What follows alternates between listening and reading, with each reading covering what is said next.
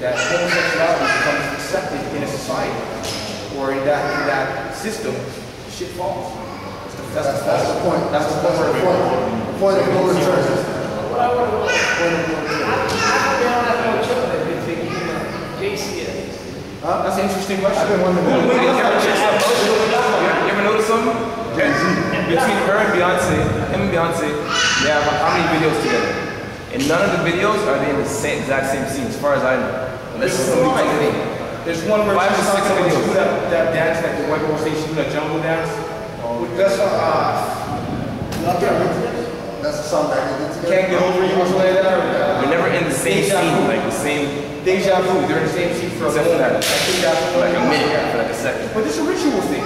Yeah. Okay. Oh yeah. Jay-Z has Beyonce because I don't care anybody tells you. You can look at people physically and know that they're aesthetically good looking or aesthetically not good looking to the media eye. Okay. Now, Jay-Z, I remember the way that girls were talking about this dude. Okay, so he was never some good-looking, suave kind of guy. Never. But he got the baddest girl in hip-hop to validate him. Now I remember hearing girls after that go to the club and see him and say, you know what?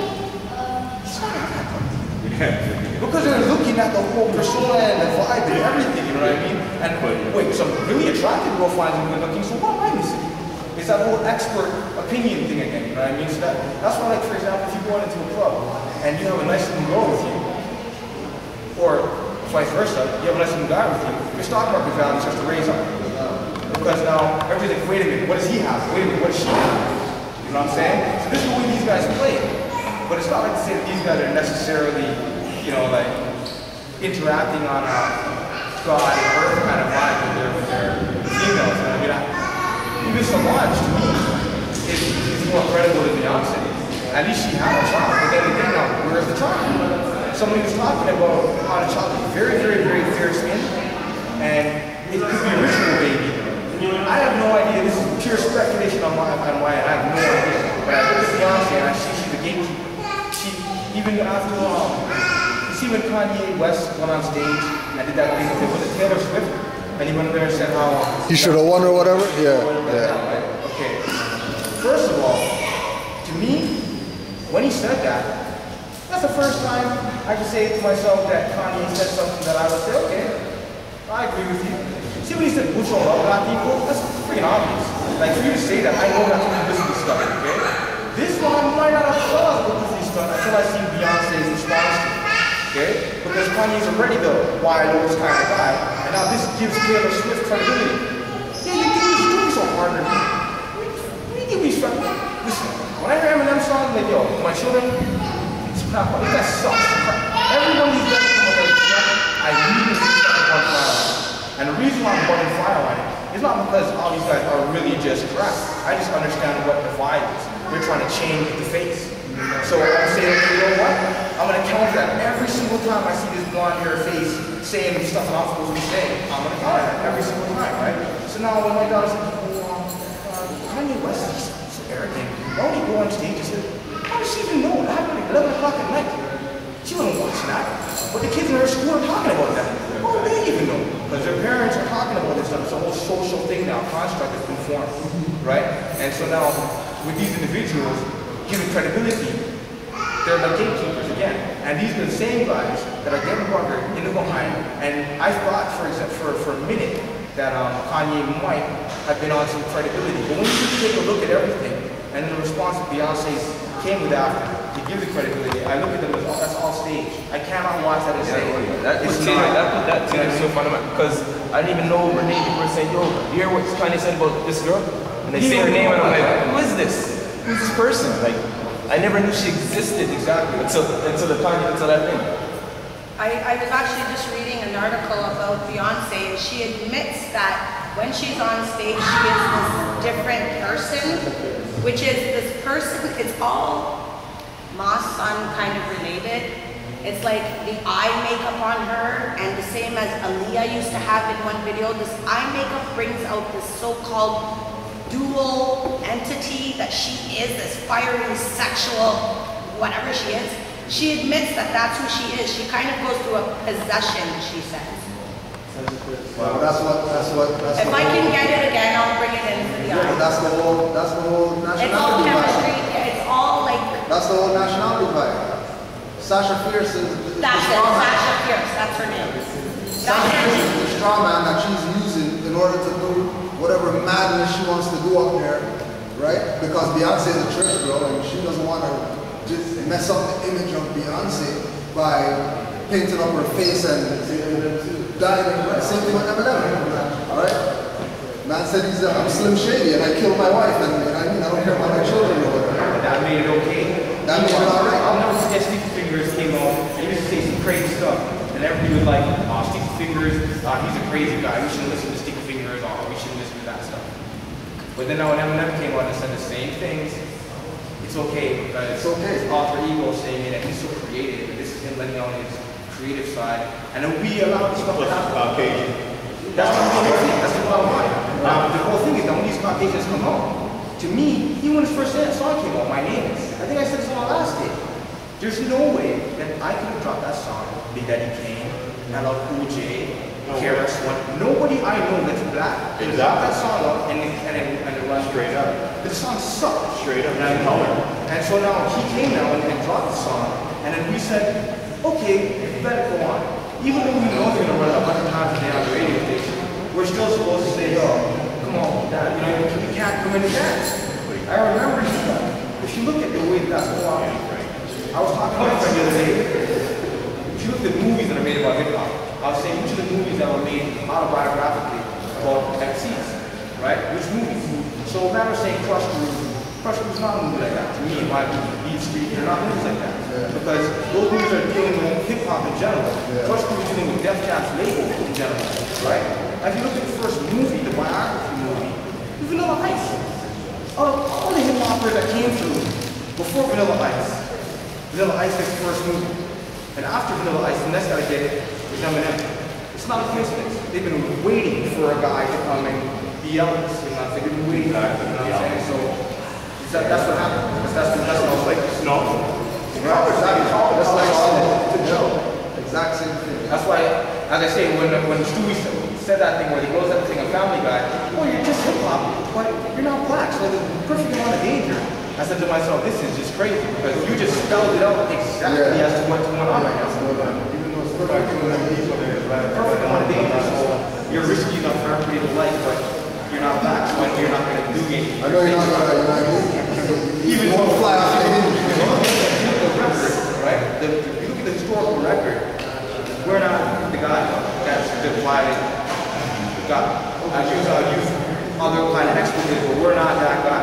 Yes. You look at the region of the planet. If you can show me any region of the planet where certain, I guess you could say Caucasian people have been, I cannot tell me where they've been and have increased productivity and the liberty of the place that we live in. I cannot think of one place on this whole entire planet. You know what I mean? So now when they're looking at us, looking at us as well, we're dangerous. You can see it. The hip-hop has a lot to do with it. Right? I mean, at first, they wouldn't let it go through. Remember, I don't know if you remember the time where hip-hop was not even a viable form of music. Right? So now they couldn't control the energy. At that point, they couldn't stop the energy. So they have to control the energy. So now they use hip-hop with street music and street knowledge to down ourselves. To the point now when I'm trying to listen to hip-hop songs, I can't even listen to hip-hop songs these days because I'm saying to myself, I have to keep flipping it. Because everybody's talking the same concept. Nobody's really saying anything. Nobody has one that pretend to be conscious, but just scratching the surface. Just now, after you talk about the revolution, you're telling me to praise Jesus. Like, it's very, very difficult to find a solid message in the hip-hop music. But if you look in alternative music, if you look in rock music, if you look in country and western music, if you look in R&B, if you look in gospel music even, soul music, you'll find certain messages. And even though sometimes the gospel music will be talking about Jesus, it's taking you to another level. The hip-hop's not doing none of that.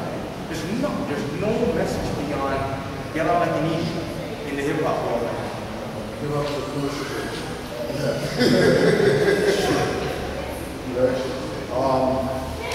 So, having a message, right? with what you say on your mouth. So some of the best lyrics and songs get expressed when it's a crew track or a posse track, when there's more than 4 artists on the song. Because now everybody has to step up now, because this is one song and there's like 13 other people on this. So I have to make sure my stuff is like on point, because I don't want to be that person that people aren't listening to my part. Right? So two of the start of that, what gave this thing momentum was self-destruction, and we're all in the same gang. One was for the East Coast, and then one was for the West Coast. And all of them just had to do with the whole idea of violence and gang violence, and you know what I mean? You're talking all the time of like, you know, Bloods and Crips and shootings happening, and like, you know what I mean? Just madness. Like hip-hop starting to take that turn for not being about the music. Like people are getting shot at hip-hop dances. Like what are you talking about? Like what do you mean somebody got shot at a club? You know what I mean? What do you mean somebody got shot at a barbecue? You know? We don't want to do it, right? So at the same time, it's a lot going on proportion, right? Because people are getting shot in the dance, right? But it's generally not somebody randomly getting shot.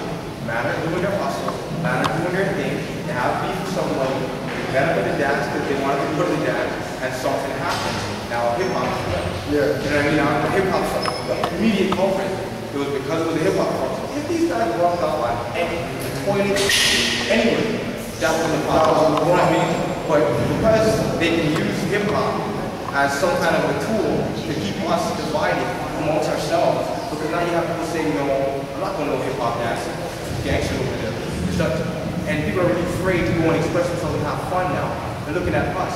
People are doing it as these violent and uncivilized beings, you know what I mean? And that's the assumption of the Europeans on us. So when they say that, they're really like, okay, well, what's the hip-hop? It doesn't sound what's the hip-hop. Yeah. But we always have this level of respect for Europeans when they say something, that it must be that. Yeah. Like, no, it's the shoes. Or it's this, it's that. Like, yeah, that's the shoes. Like, we're so really the role control from Europeans in everything. It's funny. Yet, like you said, corporate, they're all over that. They're a Jekyll and Hyde, right? Yeah. They're putting it down and they basically go all over that for making money. But you see now too, anything can make money. I know this for a fact. Anything can make money. So now, they don't necessarily, it's not about the money particularly, but it's about control and power. And they derive that a lot from the money. But they can make money. Public Enemy with Billboard #1. You know what I mean? On Billboard, that's viable. It's commercially viable. That's not me. You know what I mean? But I don't like that message. You know what I'm saying? Yeah. So, We don't want that. We don't want that. Yeah. oh yeah? Right. Yeah, and a lot of them, even Nelly Miller and Grandmaster Flash and them got in Rock and Roll Hall of Fame. You know what I mean? Run the MCs in the Rock and Roll Hall of Fame. You know what I mean? Like, what do you mean you're in the Rock and Roll? Oh, like they use the energy. You know what I mean? So because of that Aerosmith song, yeah, now they're in. Yeah. Right? Like they got the black. But we're not gonna give like, you know, Kumo either, right? Because he never did no rocks. What about Brother J? Brother X-Clan got no X-Clan got also that radical black Jews that are just violent and just don't deal with those guys, not the X-Clan guys. And that guy, Brother J, was the heavy. Yeah. He's another one of the guys, one of the heaviest rappers, talking all the stuff about Canaanland and cosmic science from 1988, 89, 90, 91. And I mean, this is like 15, 16, 20 years ago, right? So, and they don't get any respect. When people are talking about the greatest rappers of all time, they didn't even mention these guys. They don't mention KRS One even, which is utterly retarded. And you're gonna hear Eminem in the top 10 and all kind of nonsense. Jay-Z's top 10, Nas's top 10, and don't tell me, right?